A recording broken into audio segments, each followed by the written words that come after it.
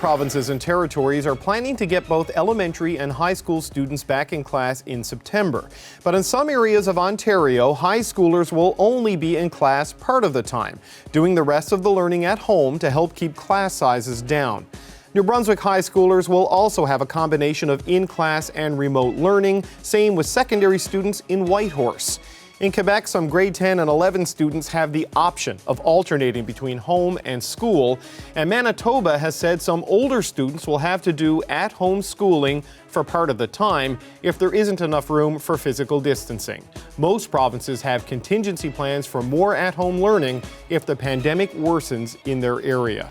All jurisdictions are encouraging schools to limit the amount of people students and staff come into contact with by splitting the student population into smaller groups and eliminating interaction between those cohorts. In BC, they are calling them learning groups, with a maximum of 120 students in high school and only 60 students in the lower grades. Manitoba calls for cohorts of up to 75 where physical distancing isn't possible. New Brunswick is cutting class sizes in the youngest grades to create classroom cohorts as small as 15. In some provinces, classes will be their own de facto cohorts. Others are simply recommending limiting interaction between classes. Another way to cut down on interactions between students is by shaking up the daily schedule. Most provinces and territories are encouraging schools to stagger lunch, recess, and class times to minimize congestion. Masks are another key part of plans in some jurisdictions. Ontario has the strictest rules, requiring students from grade 4 and up to wear masks at all times. Nova Scotia has a similar policy, but students can take their masks off at a desk 2 meters away from others. Other areas are only mandating masks for older students in hallways or other common areas. Masks aren't mandatory in other parts of the country, but some school boards are strongly recommending them. Okay, so as you can see, the plans vary from province to province and to different territories. And we've been hearing from ministers, we've been hearing from teachers and from parents for their take on back-to-school plans, but we wanted to get a medical diagnosis as well. So we've reached the CBC's medical contributor, Dr. Peter Lynn in Toronto. Dr. Lynn, thanks for joining us again. Thank you, David. So you've seen the plans, you've looked at the plans. Which one stands out? Which plan would you give the Dr. Lynn seal of approval?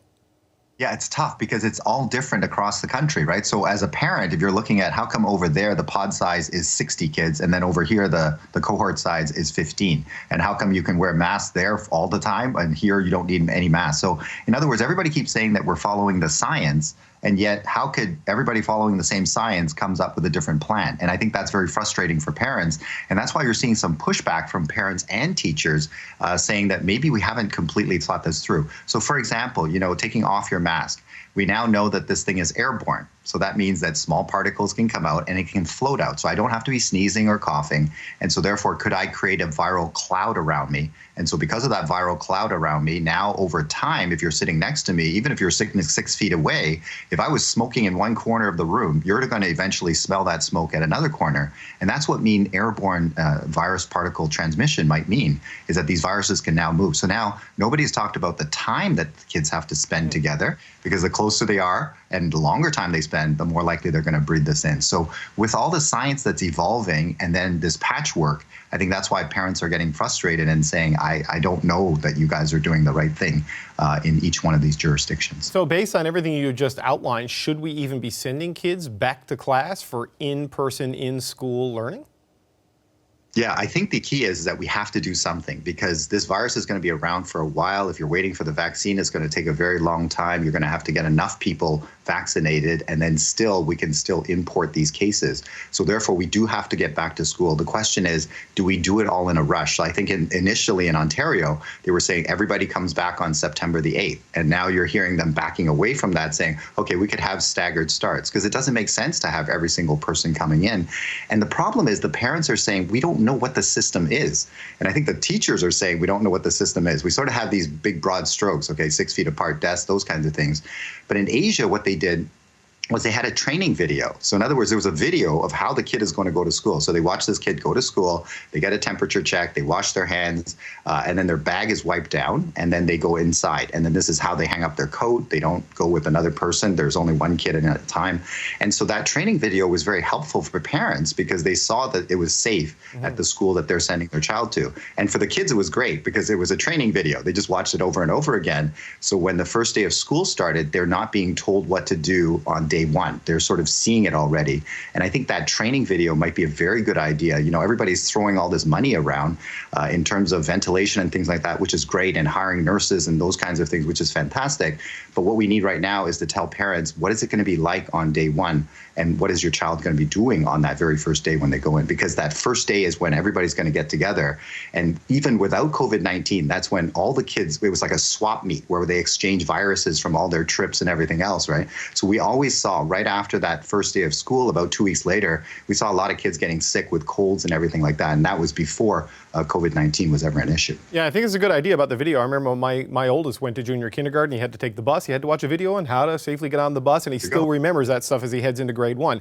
So I want to talk to you a little bit about masks. You have been in favor of masks in schools. We talked to you about that last week on the show, and since then we've seen Manitoba, New Brunswick, Nova Scotia. They've all updated their policies to make masks mandatory for certain age groups. So what's your take on the changes we're seeing on masks, and do you think other provinces like British Columbia, which don't have as rigid mask policies, do you think they'll follow suit? Yeah, I think the mask makes a good sense because in the Asian countries, that has been very helpful. And basically the masks, they don't have to be perfectly sealed. We realize that we're not trying to stop the virus from getting out because these cloth masks have big holes and the virus can fit right through. What these masks do is they cut down on the airflow. Remember, the virus can't move on its own. It needs air power to push out. So if we have material in front of your face, basically I'm not able to blow the virus out very far. It might only go out 2 or 3 inches, but not 2 feet to the next person. So that's why the mask works in protecting other people. The part that we didn't tell people about is that it might protect your child as well. Because if there's material in the way, I can't suck in the virus as easily, right? So in other words, I have to be physically closer to the virus before I can inhale it in. And so therefore, it actually protects your child as well. And I think as soon as parents realize that it's protecting little Johnny as well, then they're going to say, okay, that's a good idea to have the mask on board. And for the children where mask becomes really difficult, what we can do is go towards a face shield. And the way a face shield works, it's leaking from the top and bottom. But bottom line is that it doesn't allow you to send the virus out this way to another person if you have it. And more importantly, if you're trying to suck in, the air has to go down and around. So the virus particle has a hard time making that loop all the way down and then getting into your mouth. So again, we would be able to protect your child as well. And in terms of the cloth mask, they're uncomfortable when it sucks in. So I don't know if you've worn one. Basically, when you start breathing heavy, it sucks in, and then now you feel like there's plastic all over your face.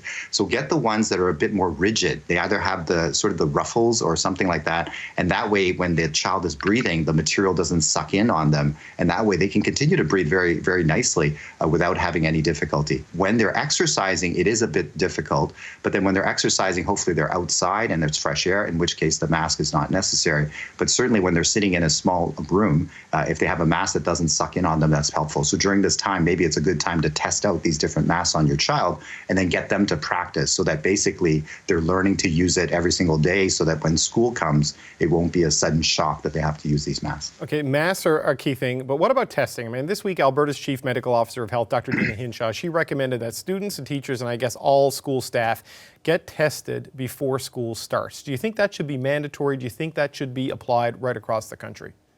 Yeah, and that's important because we now know that about 45% of the people are asymptomatic. So they can carry the virus, but they don't actually have any symptoms. And there was a nice study from South Korea where they followed these people for 3 weeks. And for 3 weeks, 80% of them never developed any symptoms. So you know that quarantine of 14 days that we think that we're all protected, it doesn't work with these asymptomatic people. They don't develop any symptoms, but they continue to churn out viruses there. And so the thought is if you swabbed everybody, you would be picking that up. However, if I swab you today, and then you go and hang out with your friends a week from now, do I have to swab you again? So in other words, a negative swab on the first day doesn't mean that you're going to stay negative. And to do that on children, until we have a very nice, easy test, sticking that thing up everybody's nose and things like that would be very costly and also would be very uncomfortable for people. And you would have to do it pretty much on a daily basis for you to pick up all of those people. So that's why it's in many jurisdictions, they haven't recommended that. And in other countries, they have not recommended that because of the complications of doing it and the cost of doing it. And it's not perfect. You're not going to be able to pick everybody out. So it's better just to stay distant from everybody. So even if you're producing virus, you're a walking factory, it doesn't matter. I'm still far enough away from you that I'm not going to pick up the virus.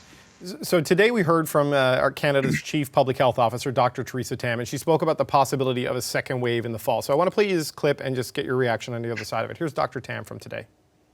The fate is still within our hands, and what we do now will influence the sort of probability, if you like, of that fall peak.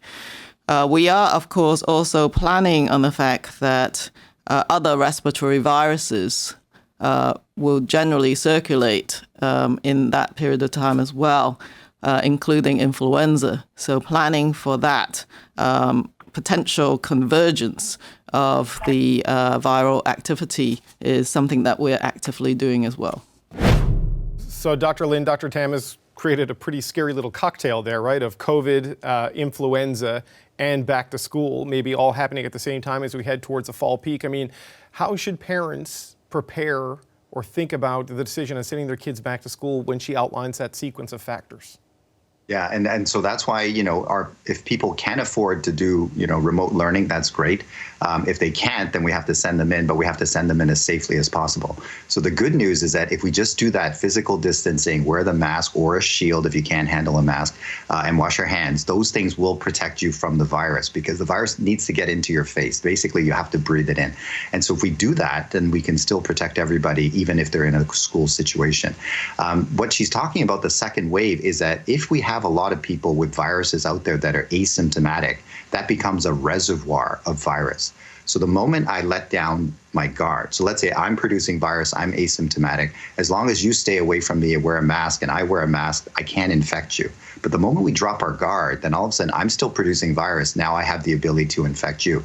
And some people say that the second wave will be bigger only because you have more people with the virus. So during the first wave, we were importing them by planes and people coming across borders. So it's numbers of people coming this way. Whereas now we have thousands of people that have been exposed to the virus, which now means some of those people are now these asymptomatic, and I'm going to use the word carrier, meaning that they can produce the virus, but they're not sick, they don't look ill, and they can breathe that virus out. So that's why we need to keep those physical distancing and the mask rules up, even if our caseloads go down. As we saw in New Zealand, their caseloads went down, and then all of a sudden they're releasing all of these things. You don't have to take the same precautions, and then we're seeing their numbers pop up. And we're seeing the exact same thing in Europe. So that's why we want to keep that physical distancing and the mask in place because that will keep us from these asymptomatic people that may be churning viruses that we can't detect. So no longer is it the sick person, because I think most of us will keep our sick kids out of the school, because as soon as you send a sick kid in, then it's going to be 14-day quarantine for all those people. So when I was a parent, I used to say, the kid's sick, just send him in. I don't want to take a day off. We can't do that anymore. We got to keep the child out, okay,